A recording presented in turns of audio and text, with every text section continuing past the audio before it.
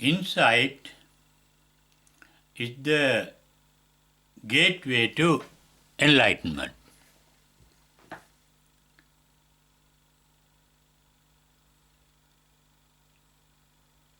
It is an inner capacity inborn in us to penetrate both knowledge and wisdom, to realize the enlightenment that lies beyond both knowledge and wisdom. Knowledge means the information that we have gathered through our sense organs. Wisdom is an inborn inner capacity that we have inherited from our experiences in our past lives in our samsara that have made us wiser through trial and error method. We become wiser through our mistakes, through our foolishness.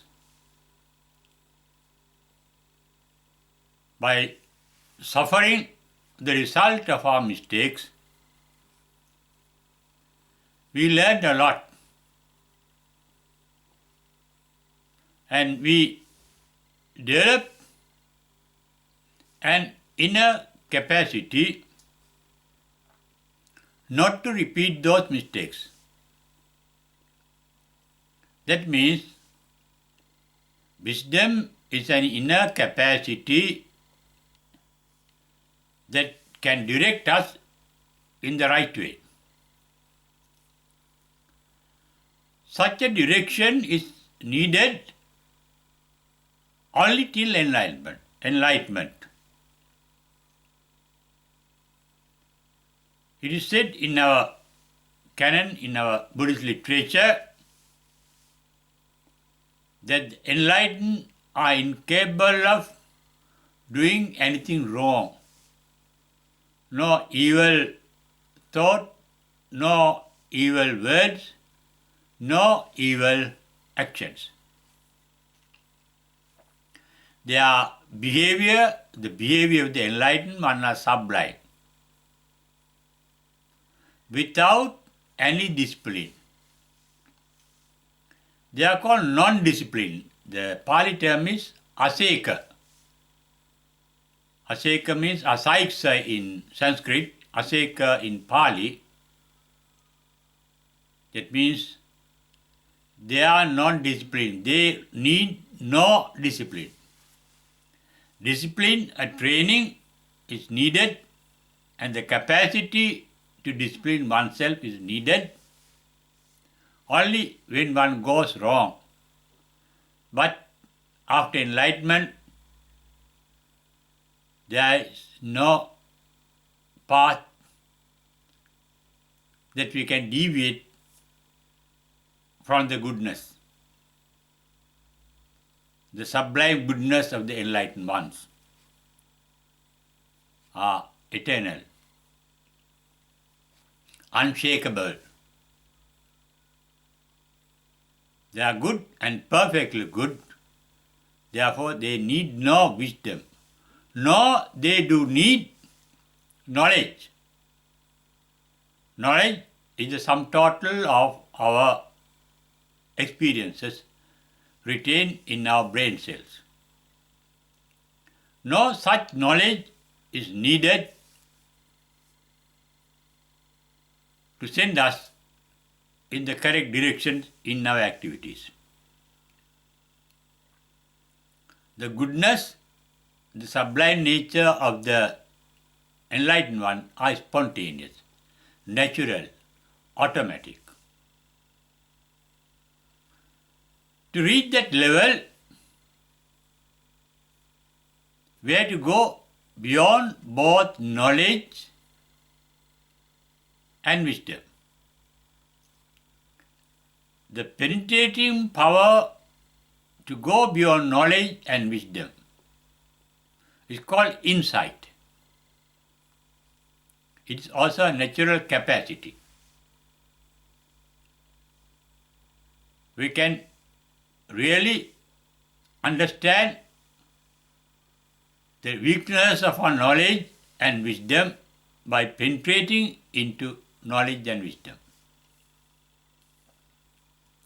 And that happens through insight. The word insight, the verbal meaning is inner sight. That means it is not the sight of our eye that can see things outside, but there is an inner sight that can see things inside us. What we can see inside are our mental forms. They are called sankhara, mental formations. After enlightenment, there are no mental images getting formed in our mind. That is why Buddha, in his first paean of joy after enlightenment, uttered, Visankhara gatan chittam.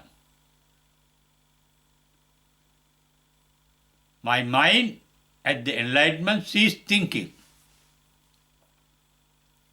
Thinking means forming mental images. A thought process means a series of mental images. All mental images are illusions. They are not real, though they appear to be real. They are only images. It is like the image that appears in a mirror. It is like an image that appears in our computer screen or TV screen or cinema screen. They are only pictures. Pictures appear to be real but not real, therefore they are called illusions. The power to penetrate those illusions called mental forms is called insight. It is through insight one can realize the enlightenment that lies beyond both our wisdom and knowledge. Both knowledge and wisdom are mental capacities. And our mental forms are conditioned by our knowledge and wisdom. All mental forms are conditional. Enlightenment is an unconditional state of mind. To reach that state, to reach that stage that lies in our own mind, we have to penetrate both knowledge and wisdom. Knowledge means the sum total of memories retained in our brain, which is a human hard disk. All the knowledge we have retained are defective because they too are mental creations based on the information given by our weak and defective sense organs that cannot see or hear or know the real nature of anything. Therefore, our ignorance is nothing other than our knowledge. To be enlightened, one must be free from ignorance, called moha. Cessation of ignorance at the enlightenment is called mohakaya. It is due to ignorance that we like or dislike things. Cessation of liking is called ragakaya. Raga means attachment to things that are present. Cessation of dislikes is called dosakaya, resentment of things that are unpleasant. Our mind is conditioned by our genetic engineering as well as our knowledge to get attached to the pleasant and resent the unpleasant.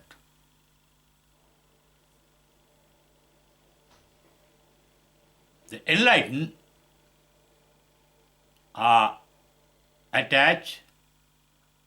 not attached to the pleasant, nor do they repellent the unpleasant. It is to the realization of the real truth of our mind that get attached to certain things or resent certain things.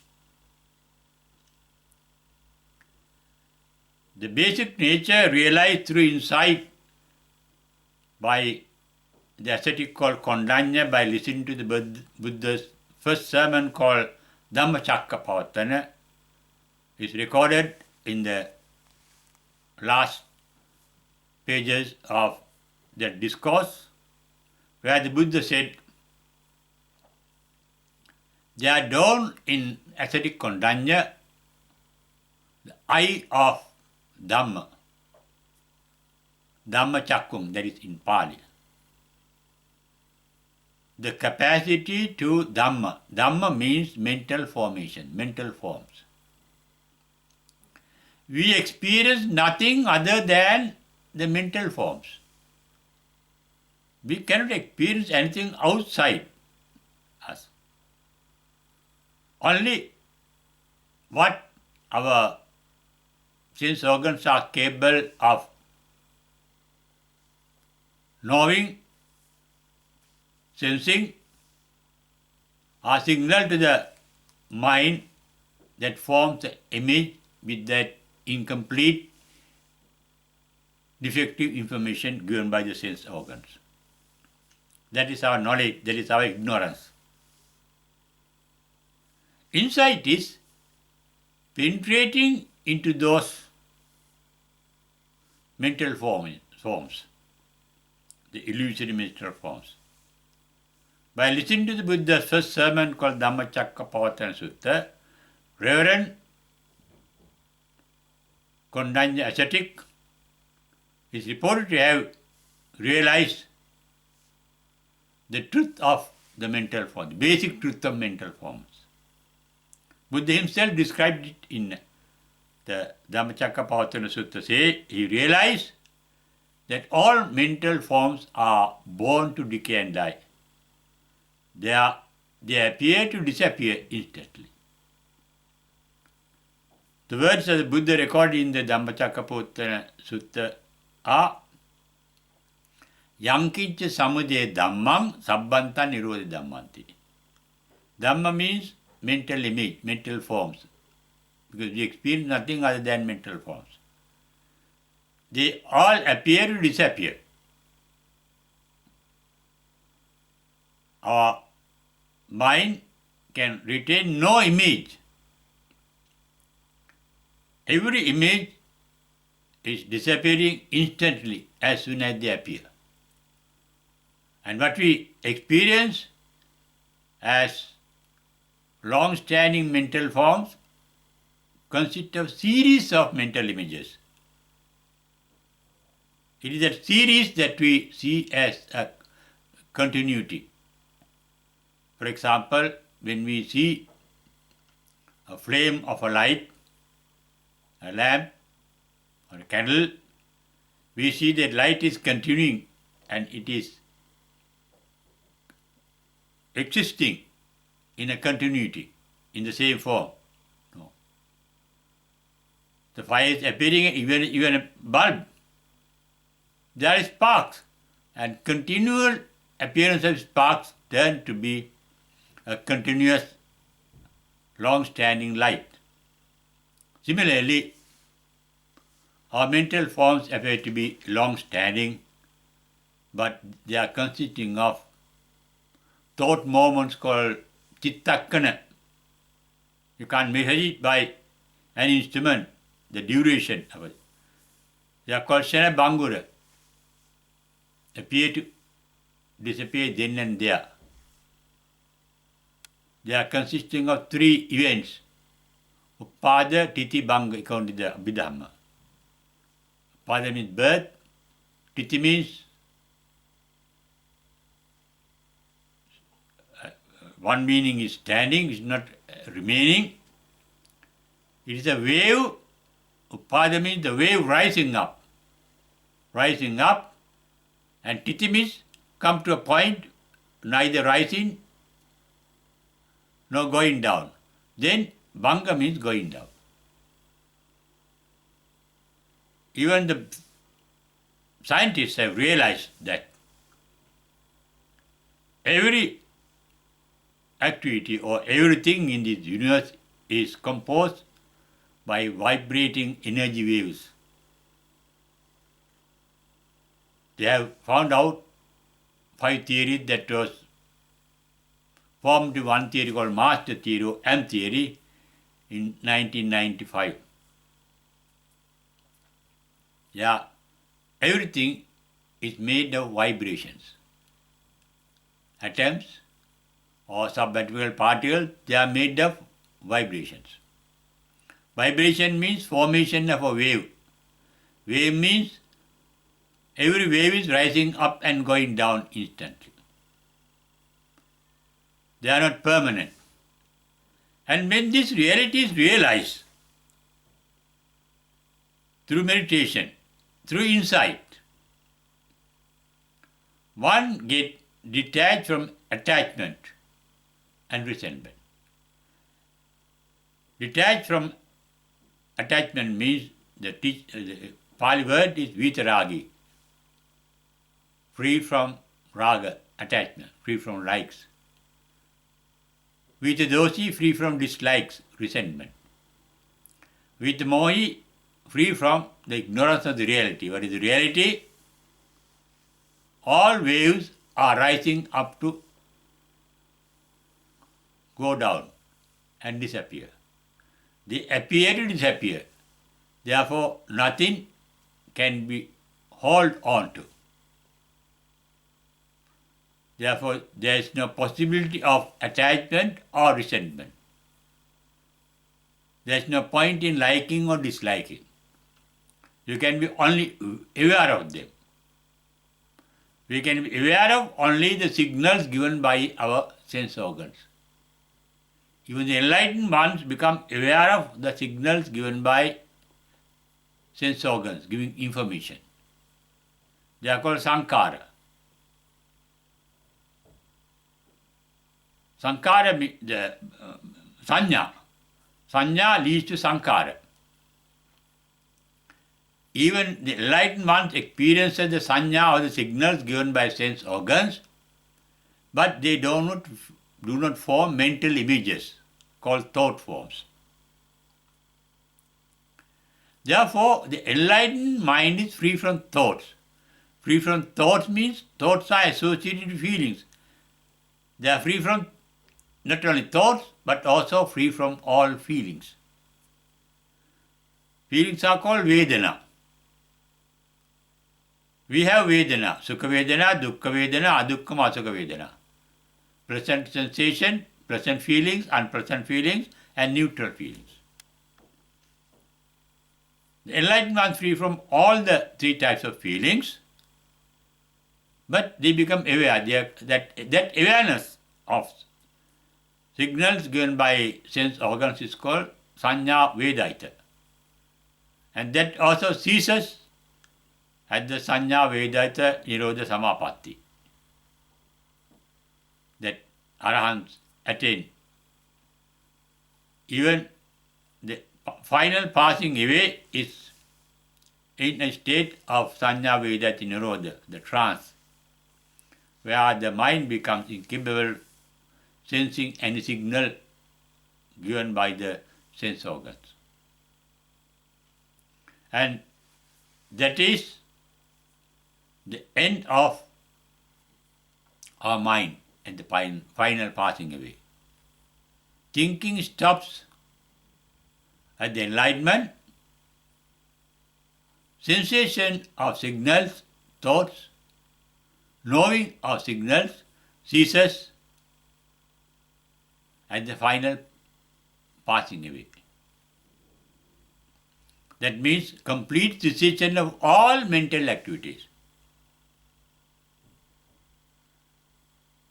That is possible only through our insight that can penetrate into our mind to realize its real nature. Buddha is called Loka Vidu, a scientist of the mind, who has realized the entire nature of our mind, how it functions. Our mind is a conditioned organ that conditions our thoughts and feelings. Enlightenment is beyond all conditioning. Enlightenment is an unconditioned state. To realize that our power, our capacity is called insight. In the first sermon called Dhammacakkappavattana Sutta, Buddha said at his enlightenment, there dawned the insight. Insight he referred to as Chakkum. The verbal meaning is eye, but here is the insight, inner eye. Seeing is not an eye, not a thing, but an activity, an occurrence, an event, a phenomenon. Chakkum udapadi. Insight is dawn, to see the reality of things, to see or to experience the enlightenment. Jnanam udapadi. Knowledge here means not the past knowledge, knowing. Jnanam is the verbal meaning of jnanam is knowing. Jnata is known. Our knowledge is known, what we know. That is of the past. Knowing is of the present. Buddha's insight made him aware. And that knowing by the mind is called sati. That mind, there is one word used to know, to denote the awareness of the mind. Mind becomes conscious of something. And that consciousness is called sati, being conscious. Sati sampajanya means being conscious with wisdom, together with wisdom. Vitakka is also called sensing a signal, our sense organ, vitakka. That is becoming aware of a mental formation.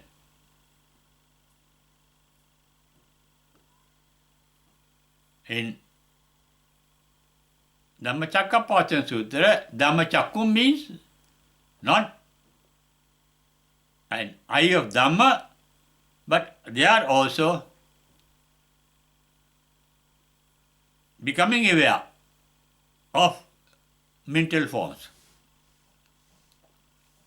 And that awareness, sati, is a capacity of the mind. It is a natural capacity, unintentional, indeliberate activity of the mind. Thinking is a deliberate activity. You have deliberate, there is a deliberation when there is a motive. There's a motive, there's a deliberation, there's an effort. When there's the idea of I. What is the idea? I want this, I don't want this. I like this, I do not like. Those are mental formations. They lead to thinking.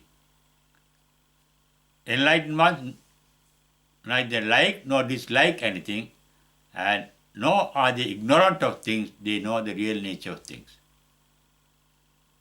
And the capacity to know the reality, the real nature thing is called insight, and that capacity is described, as I mentioned, in the Buddhist canon by different words. It may call sati, it may call chakkung, it may be called dhammachakkung, it may be called sammasati, awareness, or it may be called even vijnana, becoming conscious of something. Enlightenment is beyond consciousness. Consciousness is a capacity of our mind that has come from the beginning of our samsara existence in this time and space. And that consciousness is called stream of consciousness that can continue for us to have a future birth. It is the cessation of that stream of consciousness what we call enlightenment. After which no more energy is supplied for the continuation of the stream of consciousness, but it continues with its original energy for a limited period until the enlightenment passes away. And its cessation is possible, cessation of the stream of consciousness, once we penetrate into that and realize its real nature, actual nature, the truth. It contains all our past memories, but those memories are not actual realities, they are only illusions. Though they are illusions, they condition our thinking. Not only our thinking, our speech, our thoughts, our words, and our activities.